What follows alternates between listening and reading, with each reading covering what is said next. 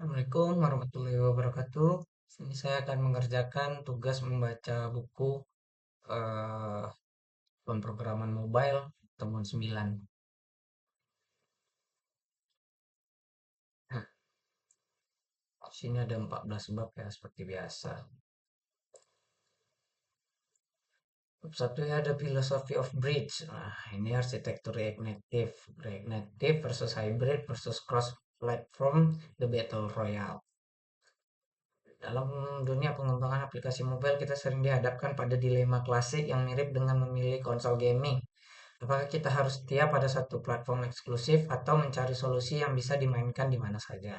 Pengembangan native adalah pendekatan puris di mana kita menulis kode khusus untuk setiap sistem operasi yaitu Swift atau Objective-C, untuk iOS dan Kotlin atau untuk JavaScript dan Android.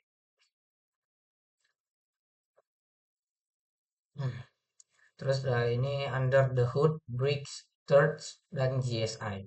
Nah, ini nih untuk memahami bagaimana React Native bekerja. Nah, kita perlu membayangkan sebuah komunikasi yang terjadi antara di dua dunia terpisah total. Dunia JavaScript tempat kita menulis logik, terus di dunia native untuk tempat HP kita bekerja. Nah, ini secara default kedua dunia ini tidak saling mengerti bahasa satu sama lain. Nah, JavaScript tidak paham apa itu UI view di iOS dan Android tidak peduli apa itu arrow function di JS. Nah, inilah kita sebuah mekanisme yang disebut dengan the bridge. Bridge itu jembatan. Bayangkan bridge ini sebagai seorang penerjemah yang sibuk berlari bolak-balik mengantarkan pesan antara dua orang yang tidak bisa saling bicara. Nah, setiap kali kita ingin mengubah warna latar belakang di aplikasi, JavaScript harus menulis pesan dan membungkusnya dan mengirimnya lewat jembatan ke sisi native. Terus ada di Expo Ecosystem the Cheat Code.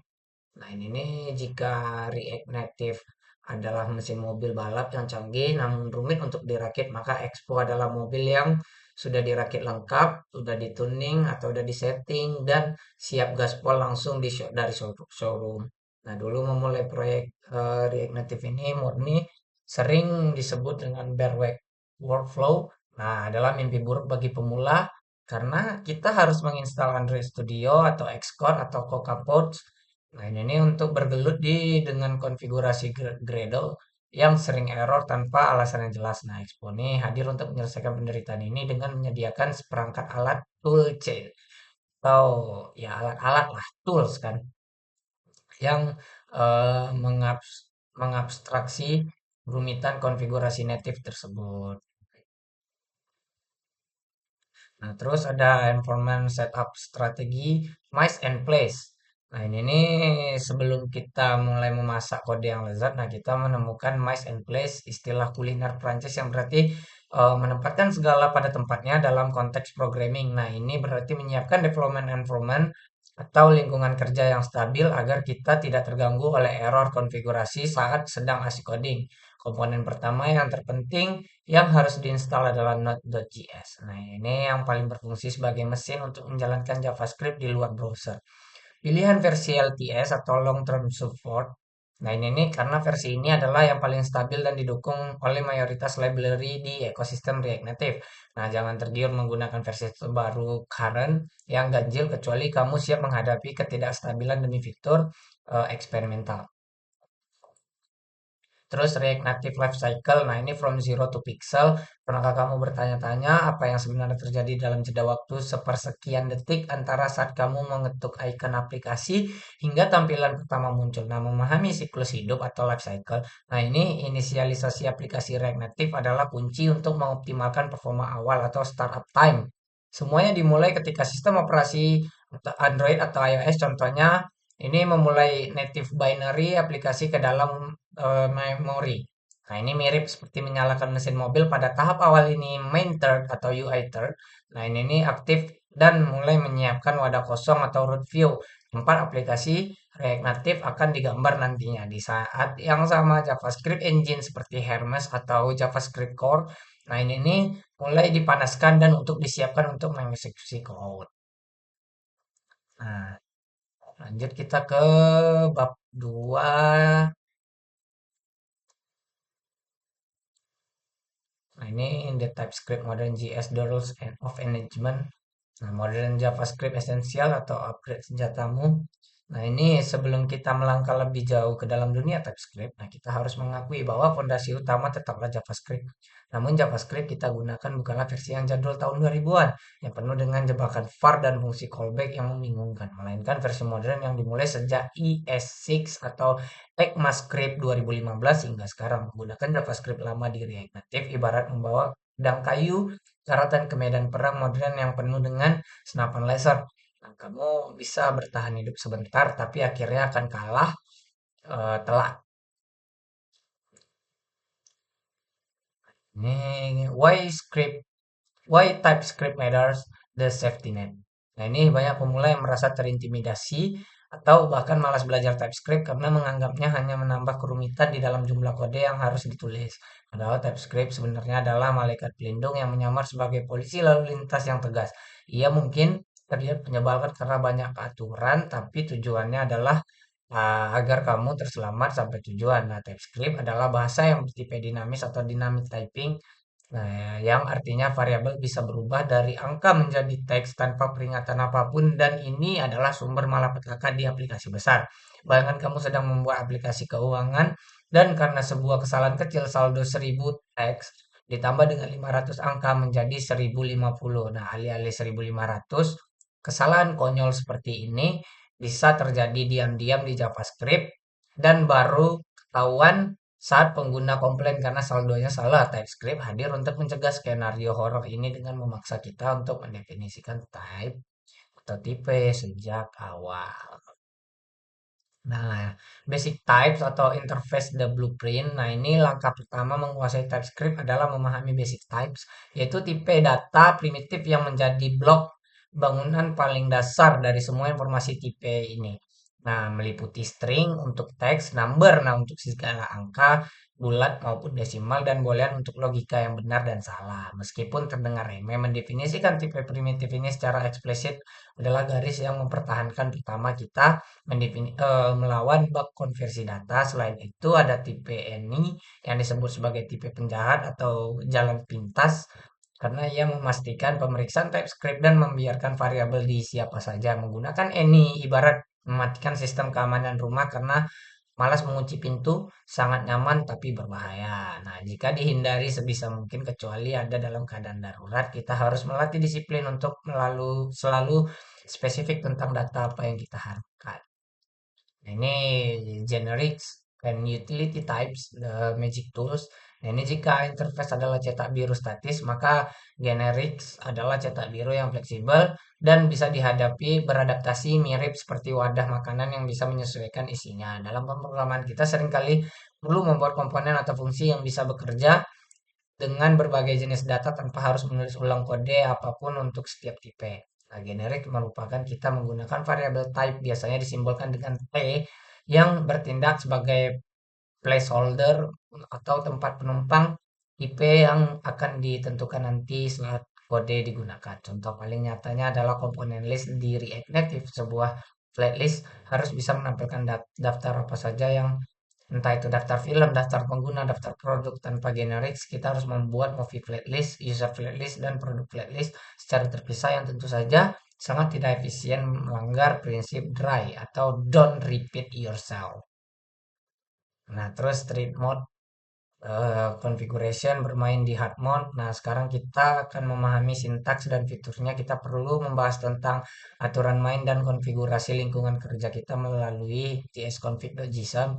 Nah, file ini adalah pusat kendali compiler TypeScript kita, tempat kita menentukan seberapa ketat atau seberapa longgar aturan yang ingin kita terapkan. Nah, rekomendasi mutlak untuk type modern terutama yang baru dimulai adalah mengaktifkan mode strict true, mengaktifkan mode ini ibarat menyetel level kesulitan di game. Nah, kita ke hardcore musuh untuk bug lebih agresif dan aturan type checkingnya lebih kejam namun bermain di mode sulit. Nah, inilah yang akan melatihmu untuk menjadi developer yang disiplin dan menghasilkan kode kualitas tinggi.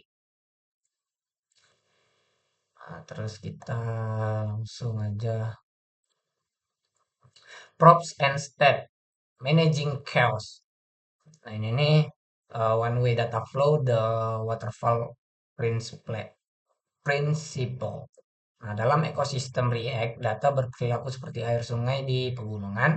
Ia hanya mengalir ke satu arah, yaitu arah atas ke bawah. Dari atas ke bawah, filosofi ini dikenal dengan one way data flow. Nah, ini atau satu aliran data yang searah. Karena dia one way, satu arah, data flow ke bawah kan, aliran. Di mana komponen induk parent mengirimkan data ke komponen anak atau child. Nah, ini nih, tetapi tidak sebaliknya. Bayangkan struktur keluargamu, orang tua memberikan uang jajan kepada anak, tetapi anak tidak bisa secara wajib mengubah isi dompet orang tua secara langsung. Struktur hierarki yang ketat ini mungkin terdengar membatasi pada awalnya, terutama jika kamu terbiasa dengan keterangan kerja two-way blending atau two-way binding. Nah, ini seperti Angular lama, di mana data bisa berubah di mana saja, namun perbatasan ini justru adalah sebuah kekuatan terbesar di React. Dalam menjaga kewarasan developernya dengan aliran searah, kita selalu tahu dari mana data berasal, yaitu dari atas. Nah, ini props and configuration the components API. Nah, ini props singkatan dari properties adalah mekanisme utama komunikasi antar komponen di React yang berfungsi dengan argumen dalam sebuah fungsi matematika. Nah, jika komponen adalah sebuah mesin pabrik, maka props adalah panelmu, tombol untuk pengaturan menentukan bagaimana mesin itu bekerja. Nah, bayangkan kamu untuk membuat sebuah komponen tombol bernama custom button. Nah, tanpa props, tombol itu akan selalu berwarna biru dan bertulisan klik saya selamanya. Yang tentu saja sangat tidak berguna dengan props. Kita bisa menyesuaikan variasi kita untuk mengirimkan color red dan title-nya untuk hapus. Di luar membuat satu komponen yang sama bisa berubah wujud sesuai kebutuhan. Nah, terus ada state as memory, the hook of life. Nah, ini jika props adalah data yang diberikan orang lain atau eksternal, maka state adalah data yang dimiliki dan dikelola sendiri oleh komponen itu atau internal. Props itu ibarat DNA yang kamu warisi dari orang tua yang tidak bisa diubah, sedangkan state adalah suasana hatimu yang saat ini, yang bisa berubah-ubah, bisa itu senang, sedih, dan lapar. Nah, itu state adalah memori jangka pendek komponen yang memungkinkan antarmuka bereaksi terhadap interaksi pengguna. Tanpa state, aplikasi kita akan statis seperti lukisan dinding. Kamu bisa menekannya, tapi tidak ada yang berubah. Di React Mode dan kita menggunakan usehook untuk menciptakan memori ini di dalam fungsional komponen. Nah, terus the rendering cycle, the heartbeat. Nah, ini nih rendering cycles nih atau siklus penggambaran ulang. Rendering kan, dia menggambarkan ulang, terus cycle to siklus adalah detak jantung aplikasi React Native. Tanpanya kita akan mati. Siklus ini dimulai setiap kali ada perubahan pada props dan state. Ketika kamu menekan tombol yang mengubah state count dari 0 ke 1, React akan menjalankan seluruh fungsi komponenmu dari baris pertama hingga terakhir. Nah, ia akan menghitung ulang variabel, mengeksekusi logika, dan menghasilkan struktur UI atau JSX baru yang mencerminkan nilai count yang baru. Proses menjalankan ulang fungsi inilah yang disebut dengan re-render. Nah, ini little step up, sharing is caring. Seringkali kita menemui situasi di mana dua komponen yang bersaudara atau sejajar, bukan orang tua dan anak, perlu mengakses yang sama. Contohnya klasiknya, kamu punya komponen header yang menampilkan jumlah barang di keranjang dan komponen produk list di mana tombol beli berada. Kamu tombol beli. Ketika tombol beli ditekan di produk list, angka header akan berubah menjadi masalahnya. Karena aliran data bersifat satu arah ke bawah, produk list tidak bisa mengoper data langsung ke samping atau ke header. Mereka seperti dua tetangga yang temboknya terlalu tinggi, tidak bisa saling melempari barang. Lanjut, kita ke bab 5, styling, layout, flag box mastery. Nah, ini nih, the Yoga Layout Engine, the Universal Translator. Nah, banyak pengembang web yang baru terjun ke React Native seringkali terjebak dalam kesalahpahaman fatal ketika mereka sedang menulis CSS biasa. Mereka mencoba menggunakan properti seperti display, grid, float, left. Nah, ini nih atau animasi CSS atau keyframe yang bingung dengan mengapa aplikasi mereka malah crash atau tidak menampilkan apa-apa. Kenyataannya React Native menggunakan mesin browser seperti Chrome, Safari untuk merender tampilan eh, sehingga ia bisa mengerti bahasa CSS secara native. Disinilah peran pahlawan tidak terlihat bernama Yoga Sebuah mesin tata layout atau layout engine lintas platform yang ditulis dengan bahasa C++ oleh tim teknik Facebook sekarang yaitu Meta, juga bertindak sebagai penerjemah universal atau diplomat yang menjembatani keinginan desainmu antara kaku sistem operasi Android dan iOS. Nah, itu ada flex, direction, and axis, the compass of UI. Nah, ini jantung dari penguasaan Flexbox terletak pada pemahaman mendalam tentang dua garis imajiner atau main axis sumbu utama dan cross axis sumbu silang. Nah, ini contohnya kayak sumbu X dan Y ya. Bayangkan kamu adalah seorang sutradara baris berbaris yang sedang mengatur pasukan kamu. Nah, kita perlu memutuskan apakah pasukan akan berbaris memanjang ke belakang atau berjejer ke samping. Nah, sumbu utama ditentukan oleh flex direction jika kamu mengaturnya ke row atau sumbu utama berjalan horizontal ke kiri, dari kiri ke kanan. Jika kamu mengaturnya ke kolom, sumbu utama berjalan vertikal dari atas ke bawah. Nah, sumbu silang tegak lurus 90 derajat terhadap sumbu utama. Memiliki peta mental yang jelas tentang arah kedua sumbu ini adalah kunci. Karena properti penyelarasan alignment, nah ini nih lainnya bergantung sepenuhnya pada arah ini. Responsive dimensions the liquid UI. Di dunia Android yang terfragmentasi kita dihadapkan dengan ribuan jenis perangkat dengan ukuran layar yang berbeda-beda, mulai dari ponsel mungil hingga tablet raksasa, hardcoding, dimensi pixel seperti menulis video 300 adalah dosa besar dalam pengembangan aplikasi modern. Jika 300 terlihat pas di iPhone 13, tetapi akan terlalu lebar di iPhone SE, lama dan terlalu kecil di Samsung Galaxy Fold yang terbukanya lebar. Aplikasi kita harus bersifat chair atau fluid, fluid, mampu mengisi wadah apapun yang disediakan oleh perangkat senjata utama kita untuk mencapai fluiditas. Ini adalah properti flex yang menerima angka rasio. Nah, ada style sheet API the blueprint system. Meskipun kita menulis gaya langsung dalam properti komponen disebut inline styles, React Native menyediakan mekanisme yang lebih terstruktur dan berkinerja tinggi bernama style sheet API.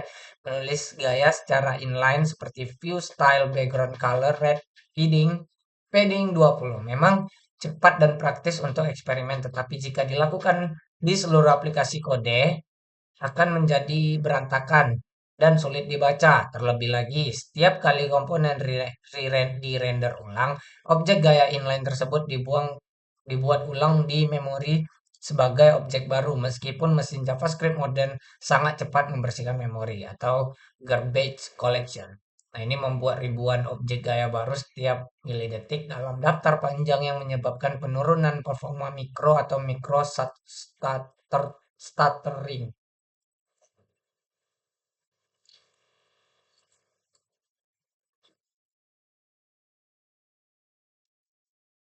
Modern styling approach the time world revolution. Nah, dalam beberapa tahun terakhir di dunia pengembangan web telah dilanda badai resolusi yang bernama Time World CSS. Dan angin segar ini akhirnya berhembus kencang ke ekosistem React Native. Pendekatan tradisional menggunakan style sheet sering kali terasa lambat karena kita harus bolak-balik melompat antara blok JSX di atas dan blok style di bawah file. Harus hanya untuk mengubah margin. Selain itu memberi nama unik untuk setiap wadah kecil seperti kontainer inner wrapper sangat melelahkan otak. Solusi modern ini untuk masalah di React Native adalah Native Wine, sebuah pustaka yang membawa kekuatan dan kecepatan TimeWire.css langsung ke dalam komponen native. Kita langsung aja ke bab 7. From user input trust no one. Nah, ini controlled versus uncontrolled atau the control freak. Nah, dalam ekosistem React menangani input teks ibarat menjalin hubungan asmara. Kamu bisa menjalin pasangan yang posesif atau kontrol, atau pasangan yang cuek dan membebaskan uncontrolled. Nah, pendekatan kontrol komponen adalah standar emas di React di mana setiap ketukan keyboard, nah ini nih pengguna dikembalikan sepenuhnya oleh state aplikasi. Bayangkan sebuah input teks bisu, ia tidak bisa menampilkan huruf A yang baru saja kamu ketik. kecuali React secara eksplisit menyuruhnya menyampaikan huruf tersebut lewat props atau value. Dalam skenario ini, React bertindak sebagai manajer mikro atau micromanager yang memegang satu sumber kebenaran atau single source of truth. Nah, data input tidak hidup di dalam DOM atau sistem operasi native, melainkan hidup di dalam state memori JavaScript kita. Nah, handling keyboard UX, the invisible enemy. Nah, ini adalah satu musuh terbesar dan sering terlupakan dalam pengembangan aplikasi mobile adalah keyboard virtual atau soft keyboard. Di layar desktop yang luas, keyboard fisik tidak pernah mengganggu tampilan layar, tetapi di mobile, keyboard virtual adalah monster yang memakan hampir 40% hingga 50% ruang layar saat muncul. Masalah klasik yang sering terjadi adalah the hide and submit button. Pengguna asik mengisi formulir di bagian bawah layar, keyboard muncul tiba-tiba, tombol daftar tertutup oleh dengan keyboard tersebut. Nah, pengguna yang bingung mencoba menutup keyboard yang terkadang tombol dismiss-nya tersembunyi, atau lebih parah mereka mengira aplikasi macet dan akhirnya keluar. Ini adalah cacat UX fatal yang membunuh konversi aplikasimu dalam sekejap. Nah, skema validation atau ZOT atau the nightclub Bouncer. Nah, dulu kala validasi formulir dilakukan dengan merangkaian if else yang panjang dan berbelit-belit, seringkali disebut dengan spaghetti validation. Nah, kamu akan menemukan kode seperti jika nama kosong return error A, dan jika email tidak ada add return error B. Nah, jika password kurang dari 8 return C. Kode imperatif ini sulit dibaca dan sulit dipelihara dan sangat rentan terhadap bug logika. Jika kamu lupa satu kondisi else, data sampah bisa lolos masuk ke database dan menyebabkan kekacauan. Dan disinilah kita membutuhkan seorang penjaga keamanan profesional yang dan diberi nama dengan ZOT. Itu adalah Boncer, klub malam yang paling ketat namun cerdas ekosistem TypeScript saat ini. Nah, ini the state management for forms atau the orchestra conductor. Nah, ini mengelola state formulir dengan useState bisa mungkin cukup untuk formulir login dengan kedua kolom, tetapi akan menjadi bencana performa untuk formulir pendaftaran yang panjang.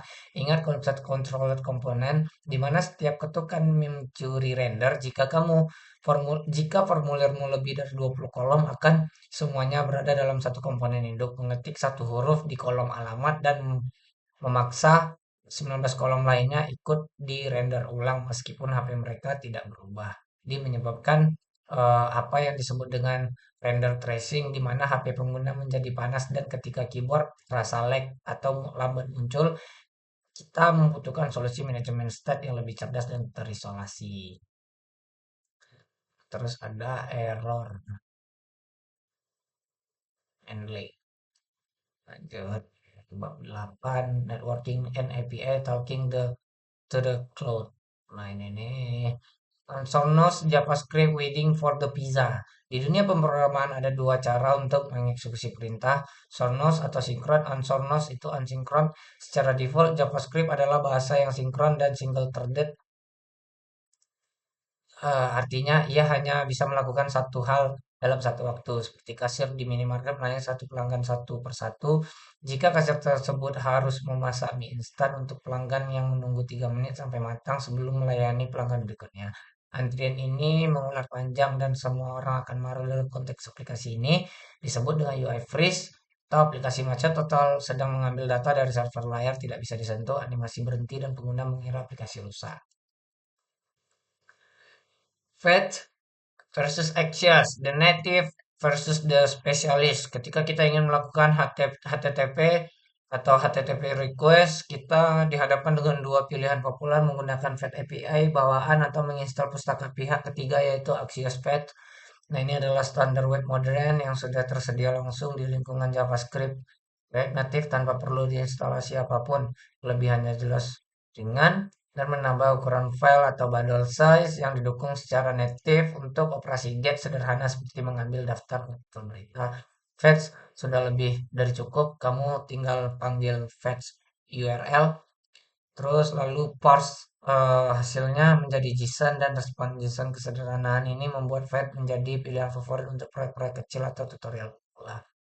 Side effect-nya atau use effect, nah ini desinkron synchronization portal. Nah, komponen React pada dasarnya adalah fungsi murni pure function yang tegas utamanya adalah mengubah data props atau state menjadi tampilan UI. Nah, namun mengambil data dari server operator yang disebut dengan side effect atau efek samping karena ia berinteraksi dengan dunia luar dan tidak sinkron dengan siklus render react.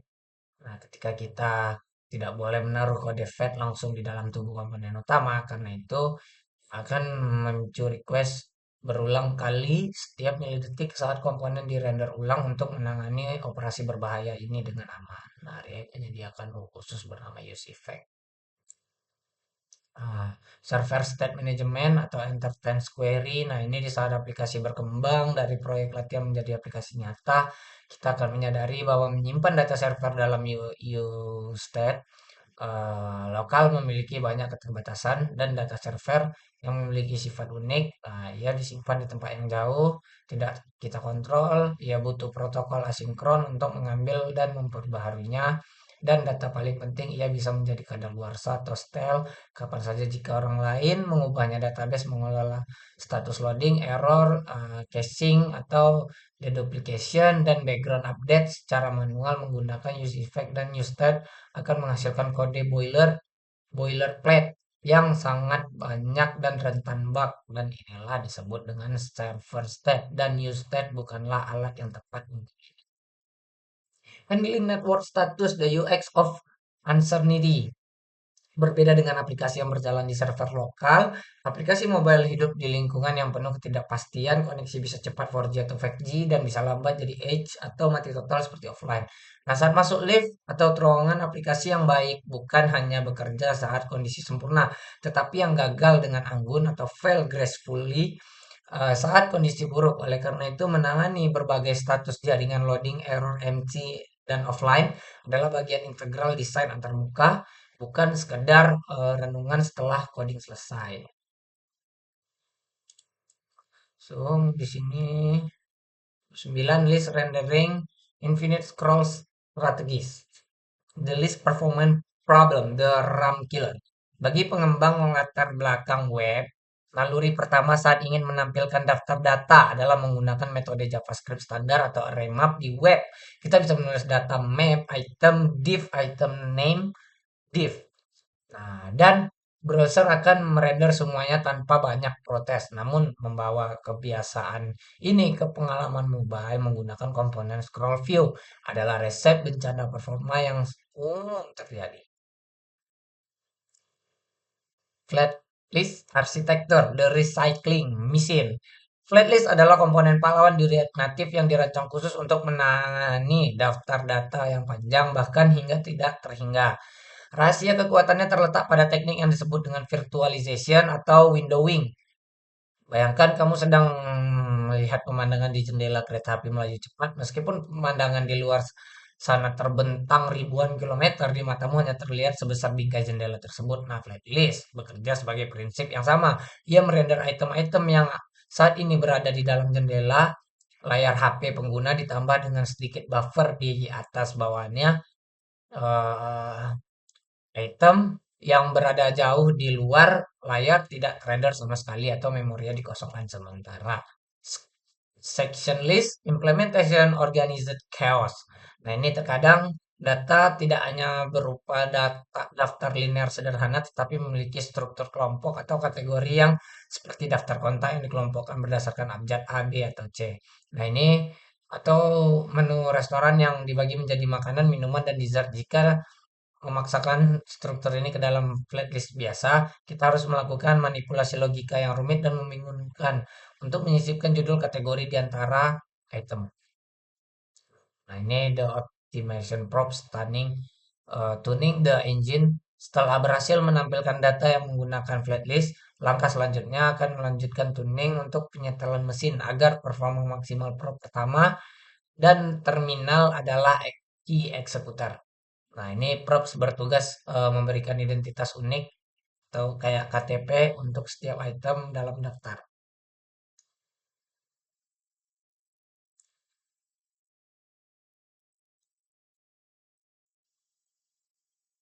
Terus UX patterns for list infinite addition menampilkan data hanyalah separuh cerita, separuh lainnya adalah bagaimana pengguna berinteraksi dengan aliran data tersebut dan pola UX atau user experience. Pertama yang paling umum adalah pull to refresh, gestur menarik layar ke bawah, dan tahan untuk membuat data baru. Nah, pola ini dipopulerkan oleh Twitter untuk menjadi standar industri di React Native. Implementasi sangat mudah dan menggunakan prop refresh control yang menerima komponen refresh control. Nah, kita perlu mengelola state refreshing atau boolean yang memberi tahu indikator putar spinner kapan harus muncul dan kapan harus hilang. Logika sederhana saat ditarik set refreshing true, panggil API tunggu data dan set refreshing false. UX ini memberikan kontrol kepada pengguna untuk memastikan mereka melihat data terkini. Global State Management atau Beyond Props Darling. Nah, the Props Darling Problem, the Bucket Bridge. Nah, bayangkan jika sebuah skenario di mana kamu sedang memadamkan kebakaran di desa terpencil. Nah, sebelum adanya mobil pemadam kebakaran modern, penduduk desa harus berbaris panjang dari sungai hingga ke rumah yang terbakar dan mengopar ember air dari tangan ke tangan satu persatu orang. Nah, orang pertama yang mengambil air memberikannya ke orang kedua dan orang kedua memberikan orang ketiga dan hingga seterusnya sampai orang ke-10 menyiramkan ke api. Nah, orang ke-2 hingga ke-9 sebenarnya tidak peduli dengan air itu. Mereka tidak meminumnya dan menggunakan untuk mandi. Mereka hanya berfungsi sebagai pengantara kurir. Dalam istilah React, inilah yang disebut dengan prop drilling. Ini terjadi ketika kamu mengoper data dari komponen kakek buyut grandparent ke cicitnya grid grandchild. Nah, ini melewati banyak lapisan komponen perantara yang sebenarnya tidak membutuhkan data tersebut. Kayak konteks API broadcast system. Nah, ini perlu kita melompat ke pustaka pihak ketiga yang canggih. React sebenarnya sudah menyediakan solusi bawaan untuk masalah drop drilling, yaitu konteks API. Pikiran konteks API sebagai sistem pengeras suara atau public address system. Nah, di dalam sebuah sekolah atau gedung perkantoran, ketika kita kepala sekolah ingin membuat pengumuman penting, dia tidak akan membisikkannya ke guru-guru lain. Lalu guru membisikkan ke ketua kelas dan ketua kelas ngasih tahu ke teman-teman kelas. Tapi sebaliknya dia menggunakan mikrofon dan suaranya langsung terdengar di seluruh speaker yang terpasang di setiap kelas. Semua orang yang berada di dalam jangkauan provider atau gedung sekolah bisa mendengar pesan tersebut secara perantara, tanpa perantara.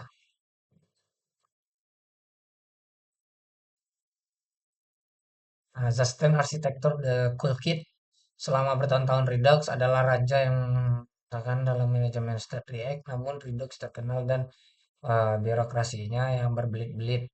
Kamu harus menulis action, readers, type, malware, dan store configuration yang sangat panjang dan boilerplate hanya untuk variabel boolean. Jadi bab 11 di sini ada device hardware unlocking superpowers. The Expo SDK, philosophy the Swiss Army knife. Nah, jika React Native adalah kerangka tubuh aplikasi, maka Expo SDK adalah sabuk peralatan canggih atau utility belt ala Batman yang memberikan aplikasi tersebut kemampuan super. Tanpa SDK, ini aplikasi React Native hanyalah sebuah tampilan web yang terjebak dalam ponsel. Ia menampilkan teks dan gambar, tetapi buta terhadap dunia sekitarnya. Expo SDK hadir untuk membuka indera ponsel tersebut menggunakan script berbicara dengan kamera, giroskop, GPS, dan sistem biometrik seperti sidik jari atau Face ID. Permission flow, the Polit Bouncer mengakses perangkat keras pengguna terutama bersifat pribadi seperti kamera, mikrofon, dan lokasi bukanlah hak, melainkan privasi yang dilindungi undang-undang. Sistem operasi modern seperti iOS dan Android bertindak sebagai penjaga klum alam atau bouncer yang sangat ketat. Terus ini kamera dan media library, the Visual Cortex. Nah, ini salah satu fitur yang paling dominan dalam aplikasi mobile modern adalah kemampuan visual, baik itu mengambil foto atau foto baru atau memilih foto dari galeri. Nah, Expo ini menyediakan dua pustaka utama untuk tugas ini. Expo Kamera untuk kontrol kamera aktif dan Expo Image Picker untuk mengambil foto atau media yang udah ada, biasanya di galeri atau file. Location Service the Global Positioning System. Nah, ini di mana pengguna berada seringkali sama pentingnya dengan mengetahui siapa mereka dan terutama untuk aplikasi layanan pesan antar peta atau pencarian jodoh di Expo Location adalah gerbang kita menuju sensor GPS atau Global Positioning System di perangkat. So, 13 animation gesture feel like magic. deklaratif atau imperatif, the paradigm shift. Nah, ini dalam sejarah pengembangan React Native, animasi seringkali menjadi anak tiri yang performanya dianaktirikan. Pada masa awal, mengenal pendekatan animation bawaan di mana JavaScript bertindak sebagai dalang untuk mengendalikan boneka atau elemen UI secara manual setiap milidetik. Karya Method 3 Basic DUI Third Champion, pustaka standar industri untuk menganimasi deklaratif di React Native saat ini adalah React Native Rain Method, khususnya versi 3 yang membawa penyederhanaan sintaks yang luar biasa. Reminder hadir untuk memecahkan masalah kemacetan jembatan dengan memperkenalkan konsep set values. Berbeda dengan useState, React bisa oh, dikontrol seperti JavaScript. Terus gesture handle touching.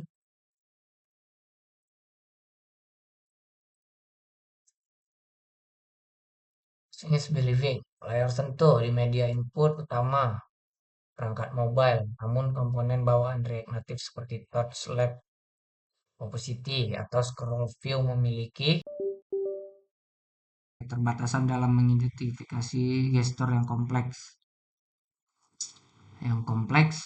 Mereka hanya bagus untuk menentukan tab atau gulir sederhana, tapi global gagal total jika ingin melakukan gestur seret drag, cubit punch, atau putar rotate.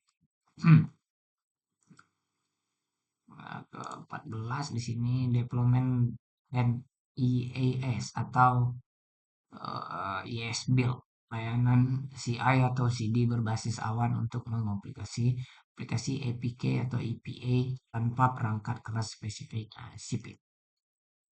Pre-build konsep degradation day. Nah, selama proses belajar dan pengembangan awal, kita sangat dimanjakan oleh kemudahan Expogo. Aplikasi ini ibarat sepeda roda 3 yang aman dan stabil jika bisa langsung menggayuh tanpa takut jatuh karena semua konfigurasi native sudah disiapkan oleh tim Expo. Namun, saat kita ingin merilis aplikasi ke publik atau menggunakan pustaka native yang tidak didukung oleh Expogo seperti Bluetooth, low energy, atau pengembangan in-app, nah ini kita harus lulus di sepeda roda 3 ini. Kita memasuki fase yang disebut dengan pre-build, di mana kita beralih dari lingkungan sandbox yang terbatas lingkungan development build yang penuh kuasa. Tadi udah dibaca, 14 saya lanjut dari sini. OTA update, nah Secret Weapon, salah satu mimpi buruk terbesar pengembang aplikasi mobile adalah menemukan bug kritis seperti tombol login macet tepat setelah aplikasi dirilis di App Store. Untuk memperbaikinya dengan cara tradisional, kamu harus membetulkan code, melakukan build ulang 30 menit, upload ke store, dan menunggu proses review dari Apple atau Google yang bisa memakan waktu 1 sampai 3 hari. Selama waktu tunggu itu, pengguna terus marah-marah dan memberikan rating bintang 1. Disinilah OTA atau over the air updates atau IaaS updates. Nah, ini hadir sebagai senjata rahasia. Monitoring analistik, the black box. Nah, ini setelah aplikasi dirilis ke publik, banyak developer pemula yang merasa tugasnya sudah selesai, padahal justru disinilah fase terpenting dimulai saat aplikasi berjalan di ribuan perangkat, kondisi sinyal, baterai, dan versi OS yang berbeda-beda. Hal aneh pasti akan terjadi. Aplikasi berjalan lancar di emulator, mungkin tiba-tiba crash di HP Samsung Z2 milik pengguna di daerah terpencil. Tanpa alat pemantauan, kita buta. Kita tidak tahu bahwa aplikasi kita rusak, kecuali ada pengguna yang berisik atau yang berbaik hati untuk mengirim email komplain yang jarang terjadi. Biasanya mereka langsung uninstall dan membutuhkan kontak hitam atau black box seperti di pesawat terbang yang merekam segala kejadian kecelakaan terjadi. Oke, baiklah, itu saja yang bisa saya bacakan. Assalamualaikum warahmatullahi wabarakatuh.